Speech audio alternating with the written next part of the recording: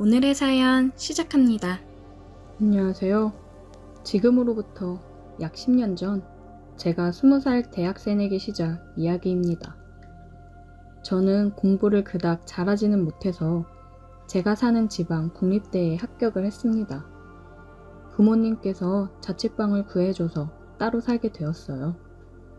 대학교 근처 자취방이 다 그렇듯이 대부분의 방이 비싸고 형편없어서 우리 부모님은 이런 데서 이 돈 주고 사는 건 돈 아깝다면서 근처 아파트를 전세로 얻어주셨어요. 그 덕분에 다른 친구들보다 굉장히 호화롭게 자취를 시작할 수 있었습니다. 신입생 오리엔테이션 하기 전에 미리 방을 잡아주셔서 OT 전에 자취방으로 가서 그곳에서 하루 자고 OT를 갔습니다. 그때부터 뭔가 심상치 않았어요. 예나 지금이나 OT 가면 하는 일이라고 술 마시는 것밖에 없잖아요. 대충 장기자랑 같은 걸 했는데 뭔지 잘 기억도 안 납니다. 초저녁부터 선배들이 술을 마시기 시작했고 저는 그 당시에 술을 잘 마시지 못해서 조금씩 마시면서 눈치를 보고 있었어요. 그런데 한 여자 선배가 제게 귀엽다면서 옆에 앉아서 앵기더라고요. 딱 보니 생긴 것도 괜찮았고 예쁘고 귀여워서 제 스타일이었어요. 나 좋다고 앵기는데 잘해줬다가 나중에 집으로 불러야겠다 생각이 들었죠. 하지만 술 마시면서 이야기를 좀 더 해보니까 이 누나는 우리 과의 고학번 선배의 여자친구였습니다. 당시 신입생이던 저와는 하늘과 땅 같은 차이였기 때문에 저는 거기서 마음을 접고 포기하는 것이 당연한 일이었어요. 하지만 겁없는 신입생의 패기인지 그 누나가 너무 예뻐서 그랬는지 쉽게 포기하지 않고 호시탐탐 기회만 노리고 있었어요. OT가 끝나고 학기를 시작한 이후로도 그 누나와는 따로 연락도 하고 가끔은 밥도 같이 먹으면서 친분을 쌓아뒀습니다. 그 누나는 대학 밴드부 활동을 하고 있었고 당시에 피아노를 칠 줄 알았던 저는 바로 밴드에 가입을 했고 누나 덕분에 건반을 맡을 수 있었어요. 그래서 밴드 활동을 핑계삼아 매일같이 누나랑 붙어 다녔습니다. 교양 수업도 같이 듣고 밥도 매일 같이 먹었어요. 할 일 없고 시간이 남으면 누나랑 둘이 동아리 방에 모여서 같이 낮잠도 자고 단둘이 낮술 마신 적도 있습니다. 우리 밴드의 동아리 방은 학생식당 바로 근처에 있었어요. 누나도 수업 중이고 저 혼자서 할 일이 없길래 동아리 방에서 뒹굴며 놀고 있었습니다. 혼자서는 할 일이 없어서 너무 심심하더라고요. 누나라도 빨리 수업 끝나고 왔으면 좋겠다 생각하던 차에 누나에게서 전화가 왔습니다. 밥 먹었냐고 묻길래 밥은 아까 먹었고 혼자 동아리 방에 있다고 했어요. 그랬더니 누나가 바로 저를 데리러 오겠다고 하더라고요. 평소에도 둘이서 자주 뒹굴며 놀았기 때문에 올 때 맥주나 좀 사오라고 했고 누나는 알겠다고 대답하고 잠시 후에 맥주와 과자 몇 개를 사가지고 왔습니다. 어차피 누나나 저는 그 이후로 수업도 없었기 때문에 같이 낮술이나 마시면서 시간 보낼 생각이었어요. 원래 동아리방에서 술 먹는 건 선배들이 싫어해서 안 되는 일이지만 그 시간에 올 사람도 없었기 때문에 아예 판을 깔고 대놓고 술을 마시기 시작했습니다. 평소에 누나나 저는 주량이 센 편이 아니어서 맥주 어느 정도 마시니까 살짝 취기가 올라오더라고요. 그저 평소와 별로 다를 것 없는 상황이었는데 이제 와서 생각해보면 그날 뭔가 느낌이 이상한 날이었습니다. 제가 먼저 술이 올라와서 살짝 어지러워서 누웠더니 누나가 자기 무릎을 베고 누워있으라고 해서 머리를 돌려서 누나를 베고 누웠어요. 따뜻하고 푹신푹신해서 기분이 좋더라고요. 술도 오르고 누나 무릎을 베고 있으니 잠이 올 것만 같았어요. 평소에 매일같이 보는 누나지만 그날따라 더 예쁘게 보이더라고요.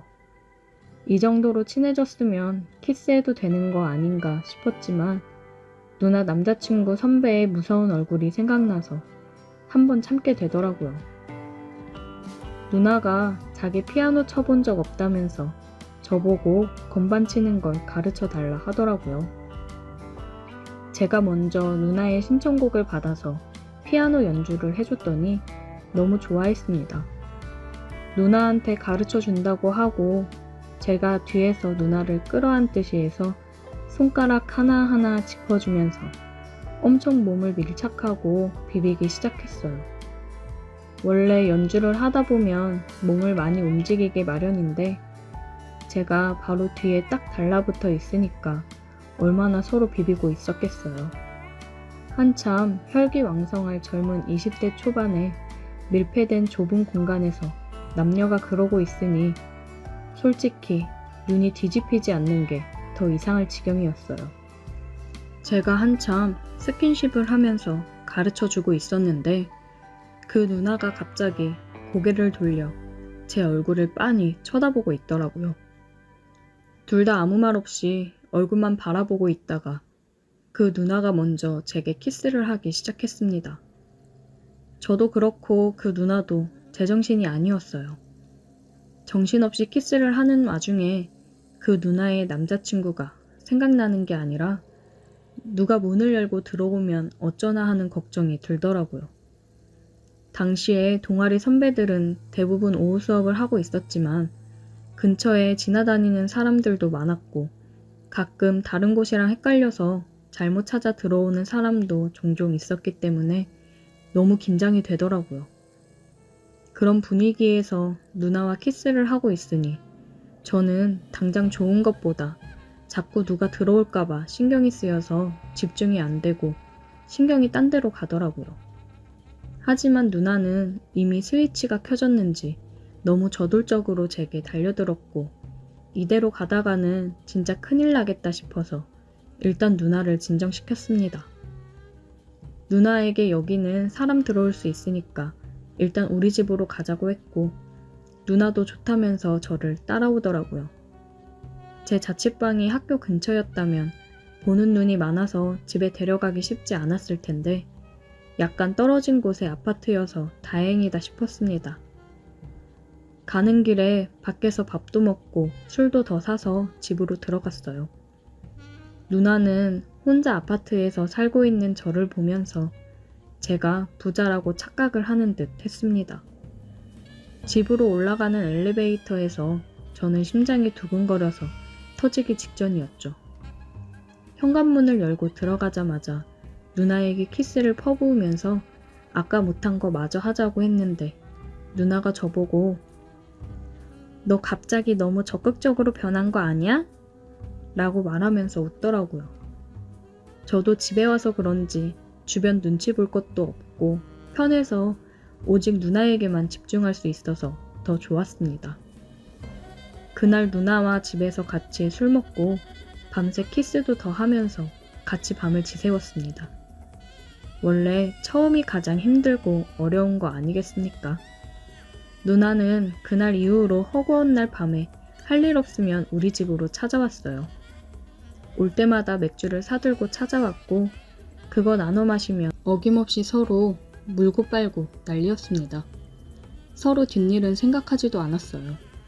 그렇게 누나랑도 잘 지내고 몇 달 동안 행복하게 지내고 있었는데 축제 때 우리 밴드가 공연 끝나고 뒤풀이를 하다가 술을 너무 많이 마셔서 제가 응급실로 실려가는 일이 있었습니다.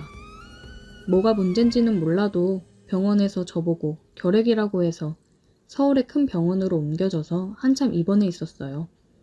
몸도 안 좋고 정신없이 누워만 있었는데 누나한테 갑자기 전화가 오더라고요. 병문안이라도 오려고 하는 건가 싶어서 전화를 받았는데 누나가 아니라 누나의 남자친구가 전화를 걸었던 거였어요. 전화 받자마자 바로 쌍욕부터 하는데 대충 들어보니 누나가 남자친구한테 우리 사이를 들킨 것 같더라고요. 저를 죽이네 살리네 하길래 이 일을 어떻게 해야 하나 고민하다가 의사가 제 병 치료하려면 학교 휴학하고 장기간 치료하는 게 좋다고 했던 말이 갑자기 생각나서 저도 같이 참지 않고 전화로 욕을 신나게 했어요. 한마디 하면 10마디로 받아치면서 나는 가만히 있었는데 네 여자친구가 나한테 먼저 물고 빨고 달려든 건데 왜 나한테 뭐라고 하냐고 신나게 욕을 하고 전화를 끊었습니다. 그리고 그 길로 학교 휴학해버리고 병원에서 치료받으면서 수능 공부 다시 시작했어요. 학교 복학했다간 뼈도 못 추릴 것 같아서 어쩔 수 없었습니다. 다행히 병도 완치가 됐고 대학도 더 좋은 대학을 갈 수 있어서 제게는 여러모로 다행인 일이었습니다. 지금은 저도 30대고 열심히 회사 다니면서 살고 있지만 가끔 그때 그 시절 생각하면서 이렇게 추억에 잠기곤 합니다. 아무 생각 없이 술 마시고 놀던 그때가 그립네요. 오늘의 사연 여기까지입니다. 오늘도 들어주셔서 감사해요. 구독, 좋아요, 알림 설정 부탁드려요. 오늘의 사연 시작합니다. 안녕하세요. 저는 30대 초반의 남자입니다. 얼마 전 아버지 사업을 물려받기 위해 퇴사를 하고 그 전에 여행이나 좀 다녀오자 싶어서 차 끌고 양평 놀러 갔다가 교통사고가 났습니다. 뒤에서 제 차를 박아 상대편 100% 과실로 제 차 수리비며 병원비 모두를 그쪽 보험사에서 해결해 주기로 했어요. 저는 첫날에는 크게 다치지 않은 것 같아서 그냥 집으로 왔는데 다음날 일어나 보니 온몸에 안 아픈 곳이 없더라고요. 그래서 집 근처 재활병원을 찾았어요. 그동안 10년 넘게 운전을 하면서 완전 무사고 경력이 자랑이었는데 제 과실은 아니지만 사고가 났다는 게 너무 찝찝했습니다. 아무튼 병원에 도착했더니 교통사고 당해서 왔다고 하니까 의사 선생님이 이런 일에 능숙하신 듯 제 과실이냐고 묻더라고요. 상대방 과실이라고 했더니 바로 엑스레이 사진도 찍고 몇 가지 검사도 추가로 받았습니다. 저보고 입원할 거냐고 묻더라고요. 입원할 정도로 아프진 않은 것 같아서 그냥 통원 치료를 할까 했는데 입원해서 치료받는 게 훨씬 편할 거라고 하길래 알겠다고 했습니다. 안 그래도 제가 사는 집에 에어컨이 시원찮아서 덥기도 했고 병원에 입원해서 누워있으면 합의금을 조금 더 잘 쳐준다는 이야기도 생각이 났어요.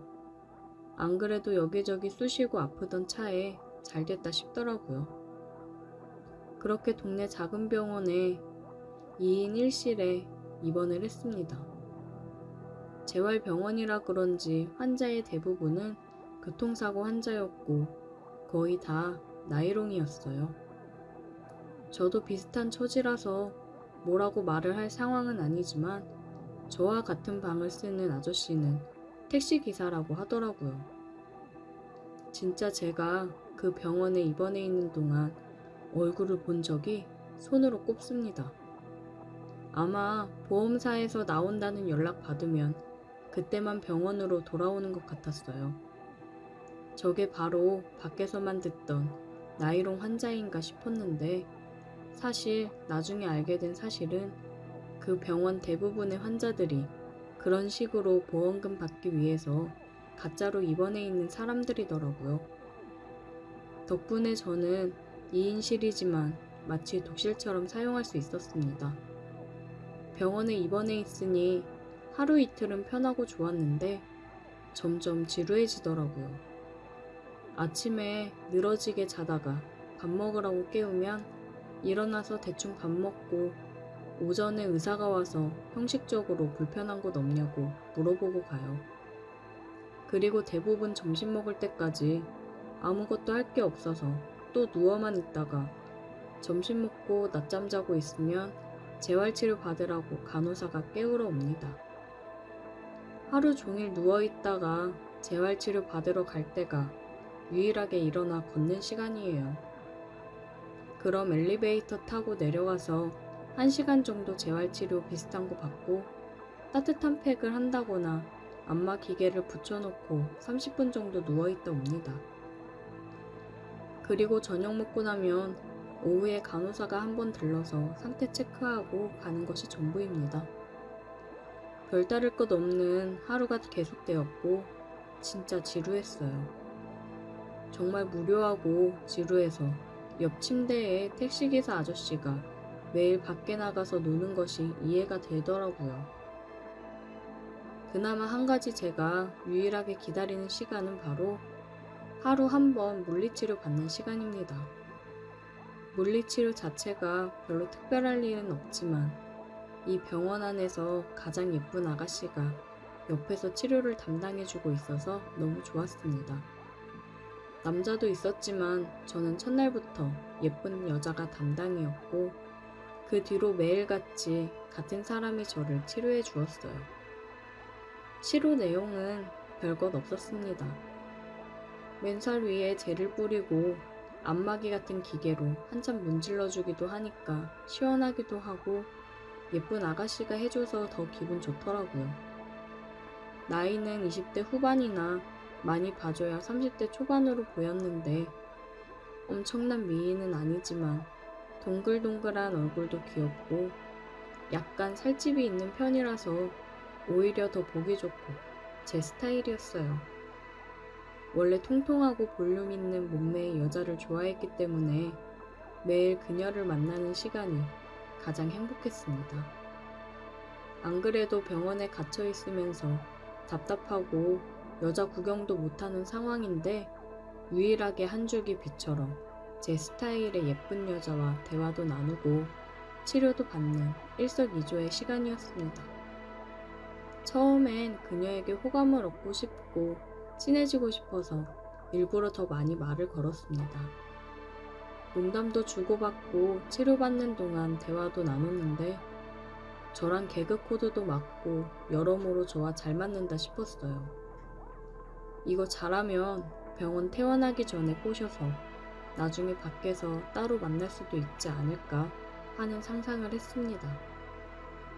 물리치료를 받으려면 커튼을 치고 그 안에서 따로 침대에 누워서 받습니다. 그러다 보니 밀폐된 공간에서 남녀가 같이 있으니 묘한 기분이 들었어요. 일주일 가까이 그녀와 매일 같이 보면서 많이 친해진 어느 날이었어요. 제가 목이랑 허리가 안 좋아서 항상 엎드려서 치료를 받았었는데 그날은 똑바로 누워서 배 쪽을 하더라고요. 항상 엎드려 있었기 때문에 치료하는 동안 얼굴을 마주 볼 일도 없었고 그녀의 손길에 제가 반응이 오더라도 엎드려 있어서 가릴 수 있었는데 난감했습니다. 병원이라는 공간에서 어떻게 해소할 방법도 없어서 많이 쌓여 있었어요. 손만 대도 민감해진 상황에서 젊은 여자가 젤을 바르고 제 몸을 만진다고 상상만 해도 짜릿해지는 느낌이었습니다. 아무튼 치료를 해야 한다고 해서 저는 똑바로 누웠어요. 평소 같으면 잡담도 많이 하고 오늘 있었던 일이나 재미있는 이야기를 하면서 시간을 보냈을 텐데 똑바로 누워 얼굴을 바라보고 있으니 왠지 서로 긴장이 되더라고요. 저는 그렇다 치고 그녀까지 평소와는 달리 아무런 말도 없이 치료만 하고 있었고 커튼 속의 그 방은 야릇한 분위기가 생겼어요. 한번 상상해보세요. 젊은 남녀 둘이서 커튼 쳐진 좁은 공간에 들어가 있고 저는 침대에 누워서 상반신을 다 내놓고 있었는데 오직 라텍스 장갑 하나만 끼고 있는 여자가 여기저기 만지고 있었으니까요. 그렇게 서로가 의식하며 뭔가 야릇한 분위기가 흘렀고 10분 정도 서로 아무 말 없이 있었는데 그녀가 제 배 위에 젤을 바르고 라텍스 장갑을 낀 손으로 만져주는데 솔직히 그게 너무나도 자극적이어서 저도 모르게 아래가 점점 고개를 쳐들기 시작했습니다. 마침 하의를 헐렁하게 입고 있어서 너무나도 티가 나더라고요. 진짜 순간 창피해서 죽고 싶었고 그녀도 금방 눈치를 채고는 얼굴부터 귀까지 빨개지는 게 느껴졌어요. 저는 죄인이 된 것처럼 눈을 감고 아무 말도 하지 않았습니다. 그동안 그녀와 친하게 지내고 좋았던 관계까지 다 끝나버릴 거라고 생각했어요. 한참을 또 말없이 치료가 진행되었고 여전히 제 아래쪽을 힐끔힐끔 보고 있던 그녀가 결국 못 참고 먼저 입을 열었어요. 건강하시네요? 아, 네, 제가 건강하긴 하죠. 괜한 헛기침을 하며 말을 했고 진짜 너무나도 민망해 죽는 줄 알았습니다. 건강하긴 쓸데없이 건강했죠. 이걸 웃어야 할지 울어야 할지 그 다음부터 너무 당황해서 아무런 이야기나 쏟아냈습니다.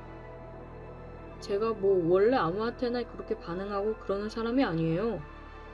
진짜 이쁘고 제 마음에 드는 사람한테만 그러는 건데 너무 이쁘시고 제 이상형이라 저도 모르게 그만. 제가 하는 말이 마음에 들었는지 그녀가 피식 웃더라고요. 저 좋아하세요? 네, 좋아요. 제 이상형이에요. 태어나고도 볼 수 있을까요?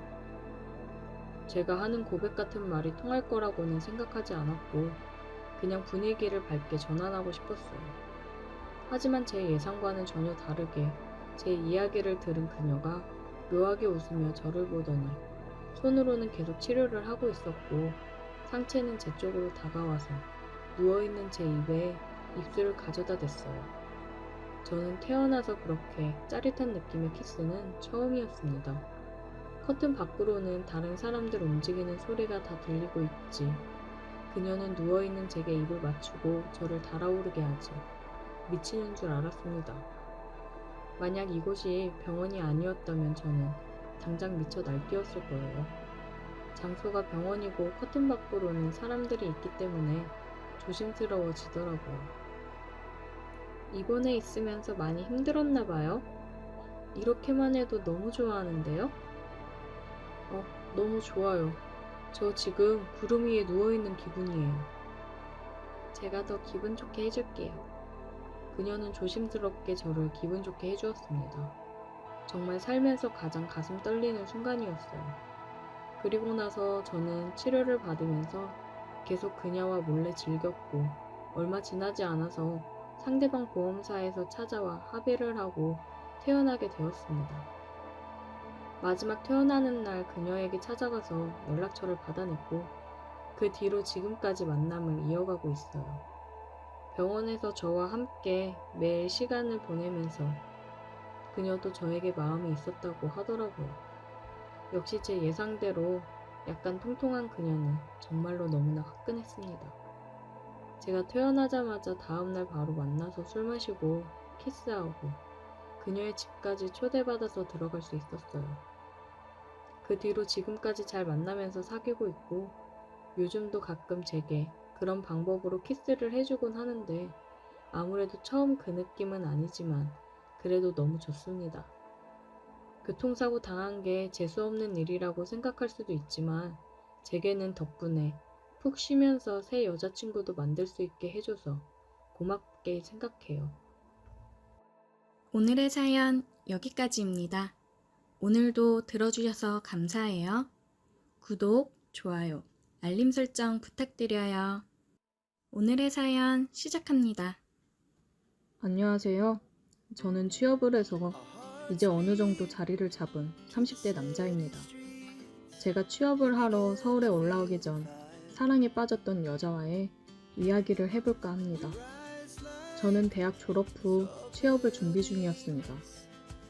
서울에서 대학을 졸업하고 일도 안 하는데 마냥 서울에 있을 수 없겠다 싶어서 본가로 내려와서 부모님 집에서 지내며 공부를 하고는 했어요. 제가 일도 안 하고 공부만 하니까 부모님이 공부하는 건 좋은데 어느 정도 네 밥벌이는 좀 해야 되지 않겠냐고 하시면서 집 근처에서 편의점을 운영하고 계시는데 저보고 야간에 알바라도 하라고 하시더라고요. 알바해서 용돈 받아 쓰라고요. 무슨 야간 편의점 알바냐 뭐라 하고 싶었지만 성인이 돼서 부모님께 매번 손 벌리고 사는 것도 아닌 것 같아서 알겠다고 했습니다. 야간에는 손님이 많지 않아서 틈틈이 공부를 할 수 있었어요. 야간에 알바를 하면서 느낀 건데 정말 평소 그냥 진상도 많은데 술 먹고 술에 취한 진상들은 상대하기가 힘들다는 걸 뼈저리게 느꼈습니다. 이제 부모님이 야간에 편의점 일하러 나오신다고 하면 괜히 걱정이 되겠더라고요. 그래서 부모님께는 야간에는 무조건 알바를 쓰라고 얘기도 드렸습니다.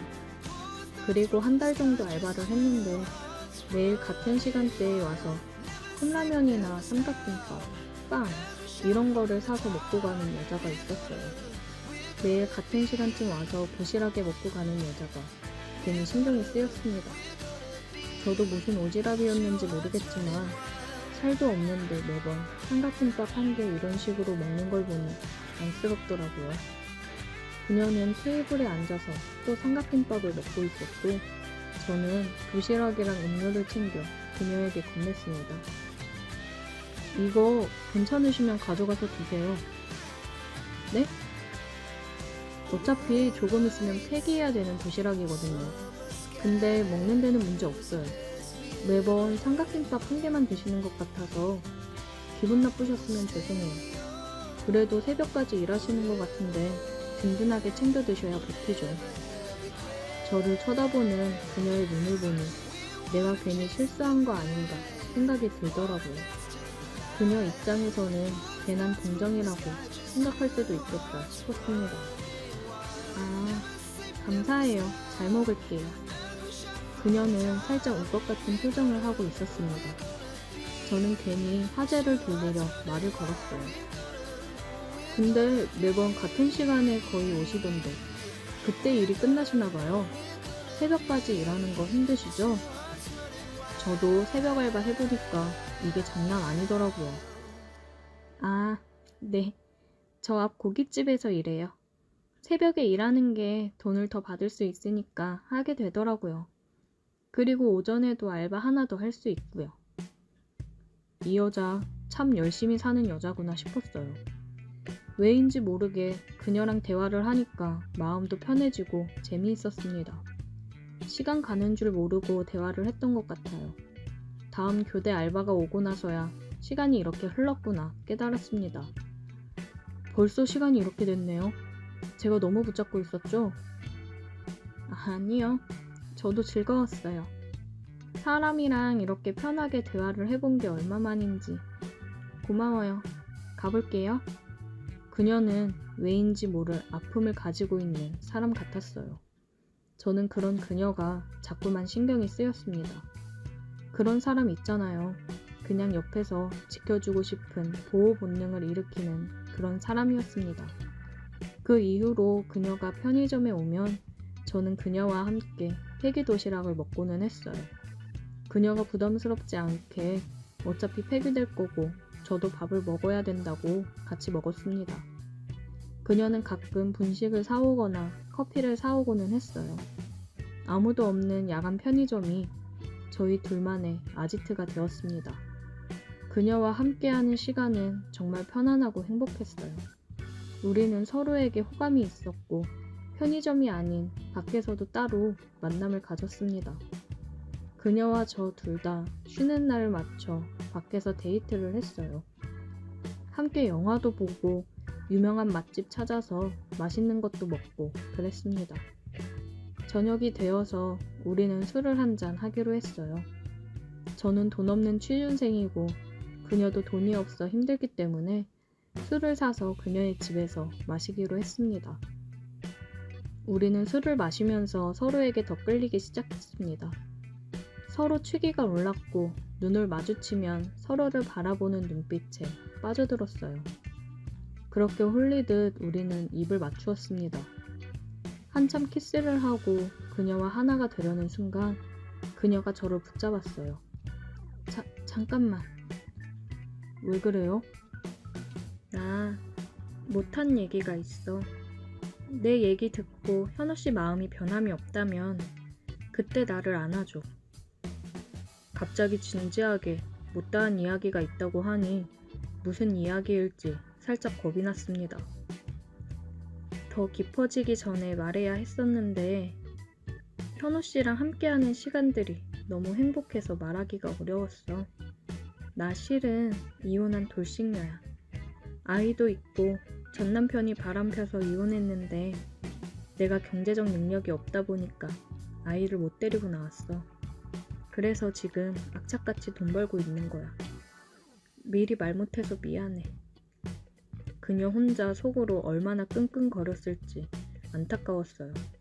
저는 이미 콩깍지가 씌일 대로 씌여서 그녀가 애딸린 이혼녀라는 건 중요하지 않았습니다. 아직은 가진 게 없지만 취업하고 그녀를 행복하게 해줄 자신이 있었어요. 정말 철이 없었던 거죠. 상관없어요. 당신 과거가 어떻든 나는 그냥 당신 있는 그대로를 다 사랑해요. 그녀는 뜨거운 눈물을 흘렸고 저는 그런 그녀의 눈에 입을 맞추며 그녀에 대한 제 마음을 표현했습니다. 우리는 진정으로 하나가 되었어요. 그 순간을 아직도 잊을 수 없습니다. 그 이후로 우리는 정식으로 사귀게 되었어요. 마냥 청순하고 여린 사람이라고 생각을 했는데 만나면 만날수록 그녀는 밤이 되면 다른 사람인 것처럼 저를 휘어잡았습니다. 낮과 밤이 다른 그녀의 매력에 저는 더 빠져들 수밖에 없었어요. 그녀는 일이 끝나면 항상 제가 있는 편의점으로 왔고 저희는 만날수록 점점 더 대범해졌습니다.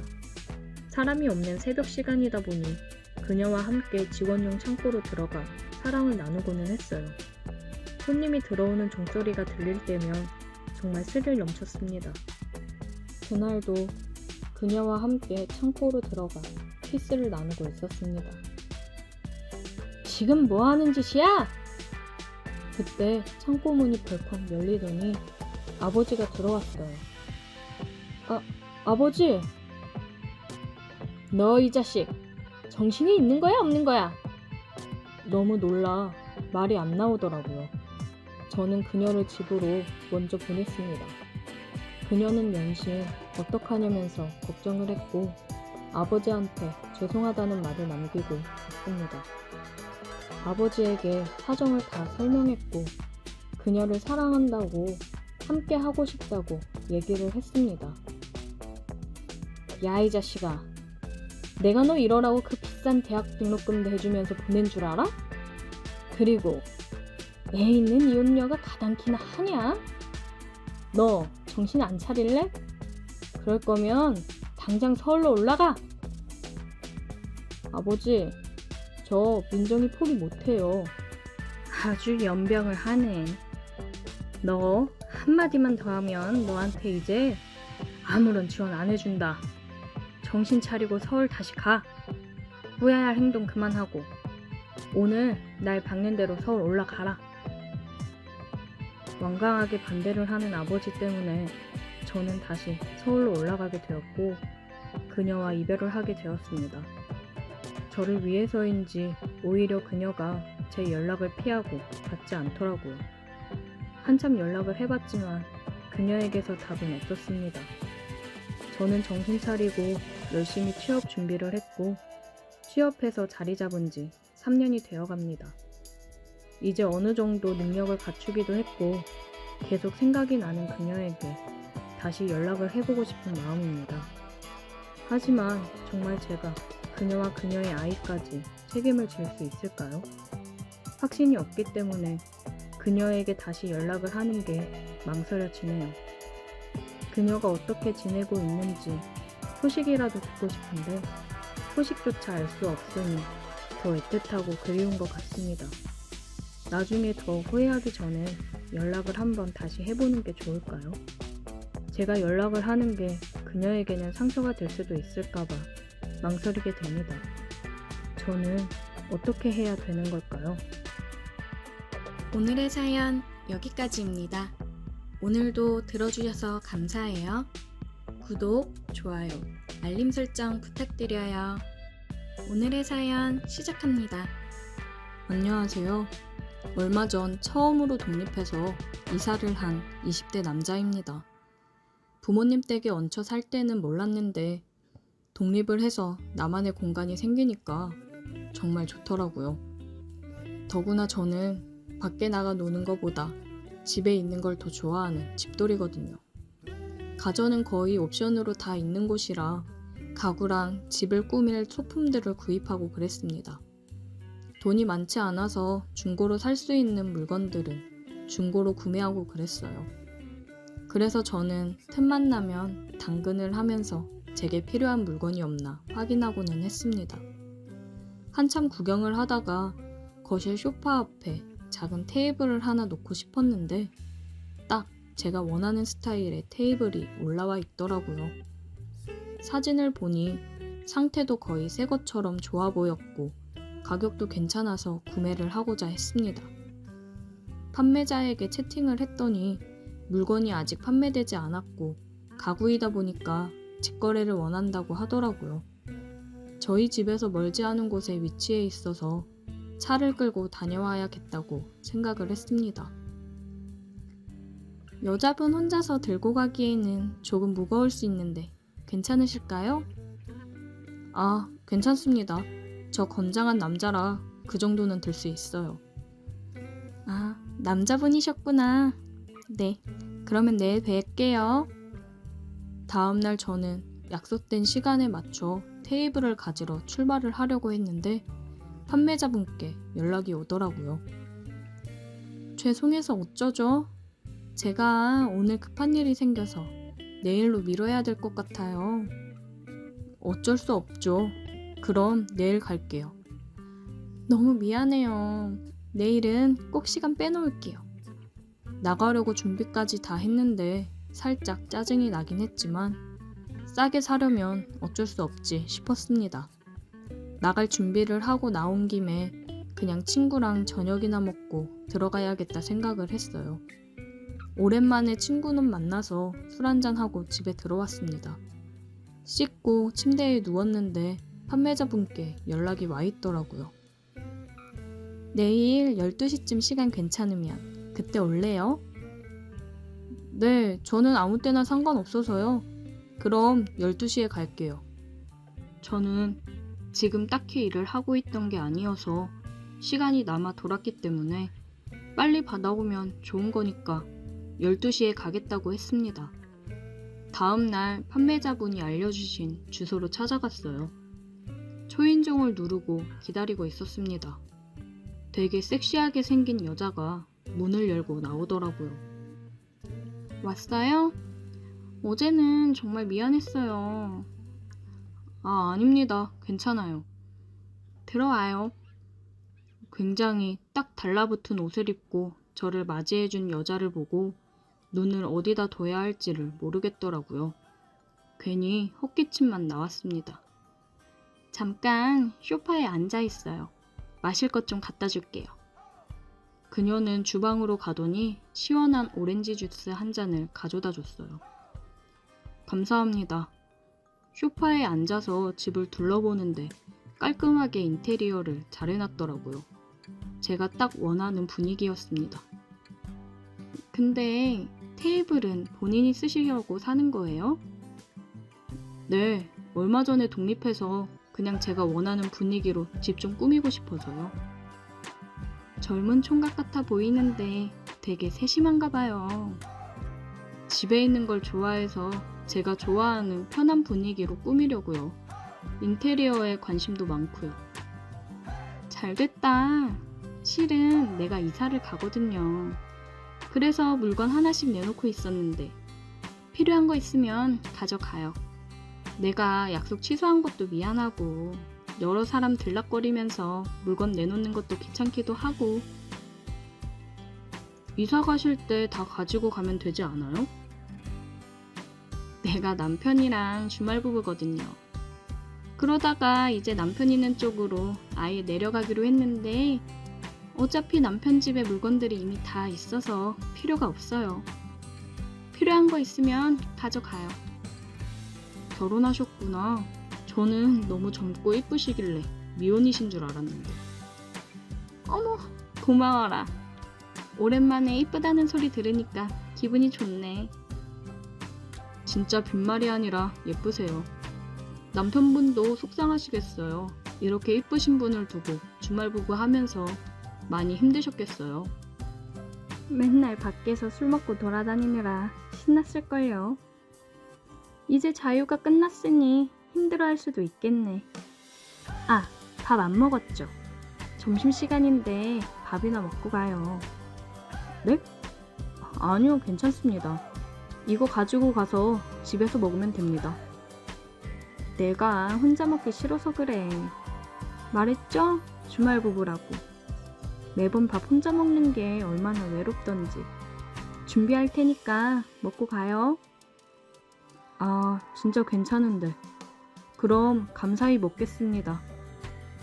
그녀는 정말 외로웠던 건지 오늘 처음 보는 저에게 밥을 먹고 가라고 했습니다. 저야 너무 땡큐였죠. 테이블도 마음에 들었는데 다른 소품이랑 가구들도 필요하면 가져가라고 하니 완전 좋았습니다.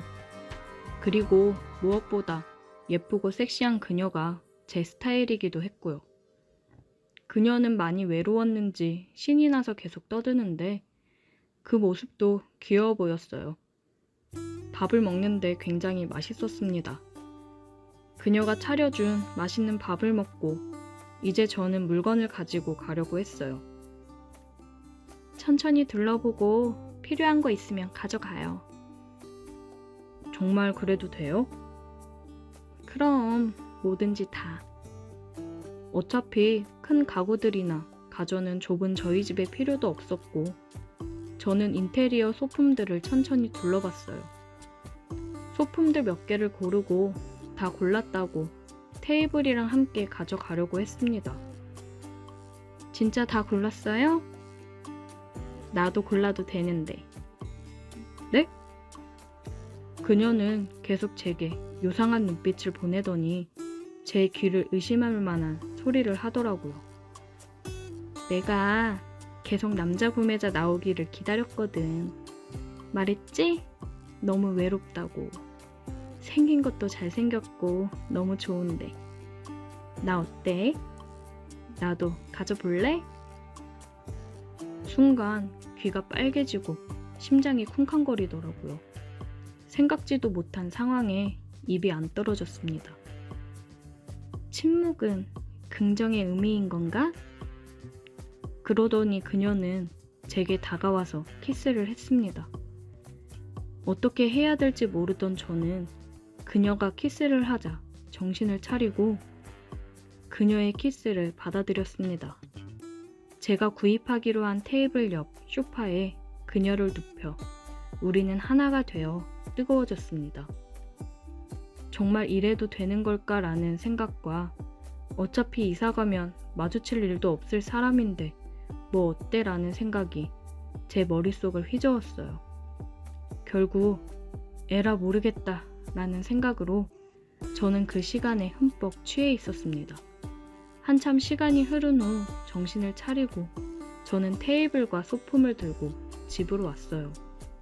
집에 오니 또 그녀에게 연락이 오더라고요. 아직 소품 많은데 더 가지러 올래? 저는 그녀와의 시간이 너무 좋았지만 더 이상 이러면 안 될 것 같아서 그녀를 차단해버렸습니다. 외로운 유부녀는 정말 위험하구나 뼈저리게 깨닫게 된 계기였어요. 그리고 나는 절대 주말 부부를 하면 안 되겠구나 생각이 들더라고요. 그녀에게 제 번호를 알려주지 않고 채팅으로만 대화를 한 게 얼마나 다행인지 모르겠더라고요. 저도 당근에 물건을 올린 게 있는데 그녀는 계정을 바꿔서 제게 채팅을 걸어왔어요. 그날 자기가 별로였냐, 왜 차단했냐, 다음 주에 이사하니까 그 전에 한 번 더 와라. 계속 채팅을 보내더라고요. 저는 탈퇴를 하고 계정을 바꿔버렸습니다. 혹시나 그녀가 제 번호라도 알았다가는 제 인생이 나락으로 떨어졌을 수도 있겠다 생각이 들었습니다. 이제 앞으로는 해서는 안 될 행동은 하지 않으려고요. 오늘의 사연 여기까지입니다. 오늘도 들어주셔서 감사해요. 구독, 좋아요, 알림 설정 부탁드려요.